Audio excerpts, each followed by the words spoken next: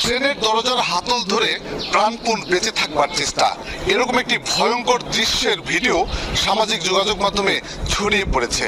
সেই ভিডিওর যিনি ব্যক্তি ছিলেন তার নাম মতিউর রহমান, তার বাড়ি নওগাঁ জেলার রানীনগর উপজেলার পারুইল গ্রামে। যে ঘটনাটি ঘটেছিল সেটি বগুড়ার ঠিক নরসদপুর রেল স্টেশন এলাকায়। আমরা সেই মতিউর রহমানের বাড়িতে এসেছি।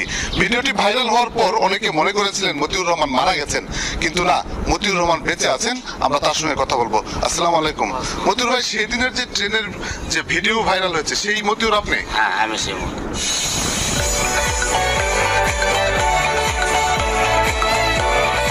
রেল স্টেশন পাওয়ার আগে ওরা হাতটা ছাড়া দেয়, যাওয়ার পর ওখান থেকে ঘোরাতে ঘুরতে ঘুরতে মনে করেন যে সিপার ভিতর পড়ে যায়।